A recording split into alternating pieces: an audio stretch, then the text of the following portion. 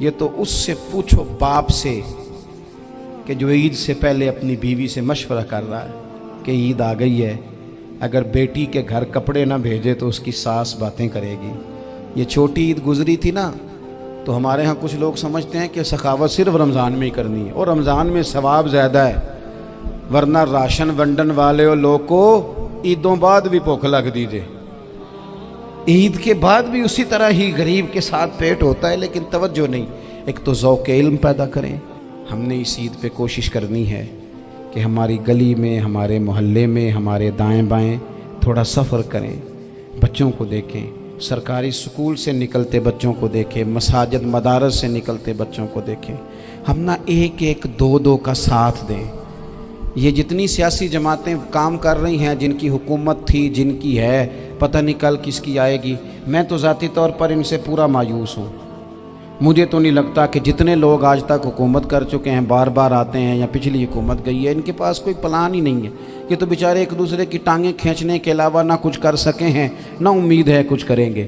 لیکن غریب کی تکلیف بڑھ گئی ہے۔ میرے پاس بیسیوں لوگ آتے ہیں، آتے تو وہ دعا کا کہنے ہیں، آتے تو صرف یہ بتانے ہیں کہ اس مشکل میں ہوں، دعا کرنا۔ لیکن دوستو، لوگوں کی باتیں سن کے بڑی تکلیف ہوتی ہے۔ ہم کیا کسی کی مدد کر سکتے ہیں؟ ہمارے لیے تو مدارس چلانے مشکل ہیں، لیکن لوگ اذیت کا شکار ہیں۔ ذہنی کرب کے نیچے لوگ آ گئے، اتنی بڑی اذیتیں کھڑی کر دی گئی ہیں۔ تھوڑا تھوڑا دیکھو، 2 کا کھانا 3 بھی تو کھا ہی سکتے ہیں نا، 3 کا کھانا 4 بھی تو کھا ہی سکتے ہیں نا۔ میرے محبوب نے ہمیں یہ نہیں کہا تھا زیادہ گوشت پکانا، بلکہ رسول پاک نے تو رنگ ہی بڑا سادہ دیا ہے۔ کریم نے فرمایا، عائشہ شوربہ ذرا زیادہ کر لو، پڑوسیوں کو بھی سالن دے دیں گے، تھوڑا شوربہ زیادہ کر لو، اسی کو بڑھا لو، تھوڑا شوربہ بڑھا لیں، تھوڑا تھوڑا ایک دوسرے کی مدد کریں، دست شفقت رکھیں۔ گلیوں میں سنسان لوگ، اب تو لوگ ایک دوسرے سے دکھ بھی نہیں کہتے، وہ کہتے ہیں دینا کسی نے ہے کچھ نہیں، اور تماشا الگ سے بن جائے گا۔ دوستو، ہم نے خود ایک دوسرے کا ہاتھ بٹانا ہے۔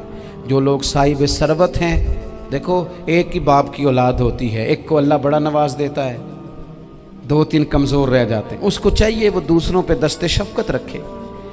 ایک گلی میں سارے لوگ ایک ہی قبیلے کے، ایک ہی علاقے کے، ایک آگے نکل گیا ہے، اسے چاہیے وہ دوسروں کا خیال کرے۔ عزیز بھائیوں، ہم نے اس کمر توڑ مہنگائی کے دور میں، تقریر تو میں کر رہا ہوں، یہ کسی اور نے کیسے شروع کر دی؟ جمعوں میں، محفلوں میں کانوں کے ذائقے کے لیے نہ آئیں، اس لیے آئیں کہ میرے علم میں، میرے عمل میں یہ کوئی اضافے کی بات بنے گی، میں کوئی نصیحت حاصل کروں گا تو میرے دل کا زنگ اترے گا۔ ہمارے ہاں یہاں لوگ مزے کے لیے آتے ہیں، اور آج کل لوگ فوٹو کے لیے آتے ہیں۔ ان 2 کاموں سے نکل کر خالص اصلاح کی نیت سے، علم کا شوق، ہمارے ہاں تیزی سے ایک حرکت کی گئی، علماء کا وقار خراب کیا گیا اور لوگوں کو دینی علوم سے دور کیا گیا، اور اس میں بعض بیچارے واعظین اور خطباء نے بھی کردار ادا کیا، جب جعلی پیر کی تعریفیں کھول کے کیں، اور اسے پتہ نہیں کہاں تک۔ یہ اسٹیج جو ہوتے ہیں نا، ان میں کوئی بندہ اچھا لگے بھی تو اس کے لیے دعا کرنی چاہیے، تعریفیں نہیں کرنی چاہیے۔ تعریفیں اس کا کوئی فائدہ نہیں ہے، اس بندے کو تو دعا کا فائدہ ہے۔ اگر آپ کو اچھا لگ رہا ہے تو اسے دعا دیں، اس سے زیادہ کچھ نہیں کریں۔ اور ہمارے ہاں جناب وہ نقیب محفل بیچارے کی شامت آ جاتی ہے اگر تعریفیں تھوڑی کرے تو، کہتے ہیں انہوں تو نام ہی نہیں لینا ہوں۔ اور بھائی اس کے نام لینے سے آپ کا قد اونچا ہوتا ہے۔ تو علم اور عالم، ان دونوں چیزوں سے قوم کو دور کیا گیا۔ دینی تعلیمات کا فقدان ہے۔ جو میٹرک تک لوگ 60-70 کتابیں پڑھ جاتے ہیں، انہیں بھی قرآن پاک ٹھیک سے نہیں پڑھنا آتا، دور کیا گیا۔ آپ مجھے بتائیے، چلیں ایک مسجد ہی آپ دیکھ لیں، اس مسجد کے اندر اگر ایک طرف ایک عالم دین مشکات شریف کھول کے بیٹھے ہوں، حدیث پاک کا درس ہو رہا ہے، یا بہار شریعت کھول کے بیٹھے ہیں، فقہی مسائل بیان کیے، اور اسی مسجد میں ایک بابا جی جبہ پہن کے تگڑا سا بڑی سی پگڑی باندھ کے اور 500 دانے والی تسبیح لے کے بیٹھے ہیں، اب ایک بندہ اندر آتا ہے تو وہ کدھر جائے گا؟ عالم کی طرف کہ بابا جی کی طرف؟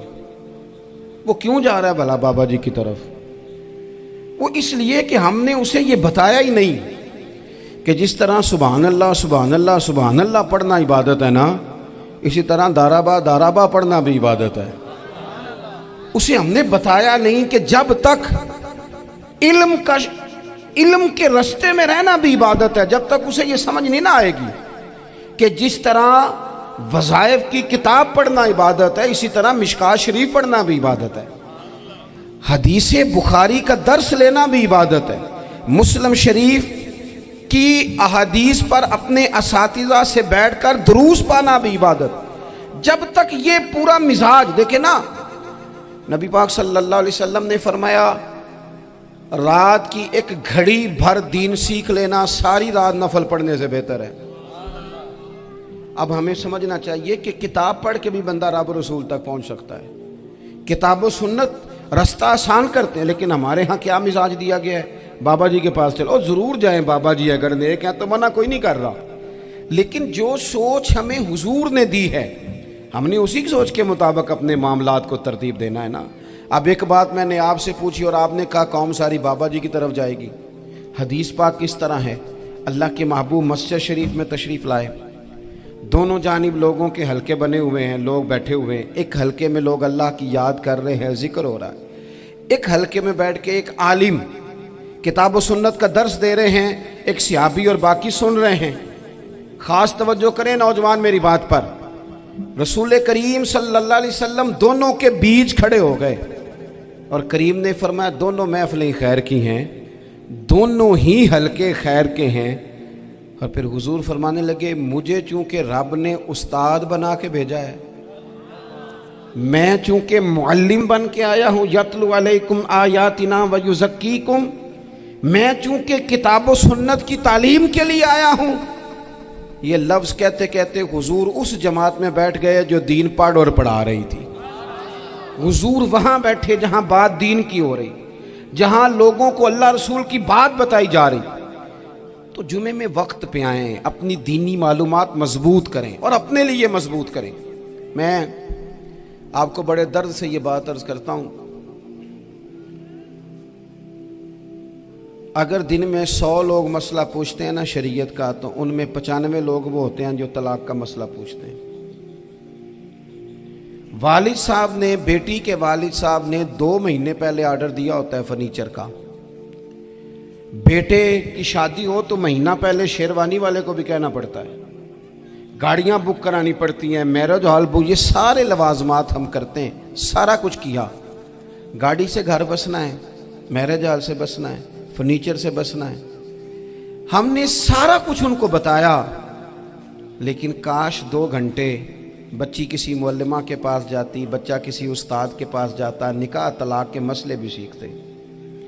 मैं दावे से कहता हूं अगर हमें पता चल जाए कि 3 तलाकें इकट्ठी नहीं देनी चाहिए, क्योंकि दे दें तो हो जाती हैं, अगर हमें समझ आ जाए कि नहीं देनी चाहिए, ये मसला बयान हो, और ये वाले मसले हम महफिलों में भी नहीं बयान कर सकते, इसलिए कि लोग कहेंगे मसला तो वो बयान करेंगे जिस पे नारे लगेंगे, आप कौम को ये क्या बता रहे हैं, ये तो छोटा आलिम बताता है माज़अल्लाह इस तरह की बातें, तो बड़ी बड़ी को नुक्ते की बात बताएं। और इस तरह हमारे यहाँ वो 1 घंटा पहले नहीं कहते तगड़े हो जो मैं जुमला देने लगा, वो पता नहीं जुमला आ रहा है कि एटम बम आ रहा है। बच्चों को देखें, बहुत सारे माँ बाप के पास गुंजाइश नहीं होती, लेकिन इस नीयत से कि बच्चों के दिल टूट जाएंगे, ईद पे कैसे गुजारा करेंगे, मुश्किल से भी कपड़े ख़रीद के देते। इस तरह हम अपने बच्चों को भूख से, प्यास से, मायूसी से बचाते हैं। इस तरह हमारे रब ने हमारे ज़िम्मे लगाया है कि तुम अपने बच्चों को कोशिश करो दोज़ख की आग से बचाने की।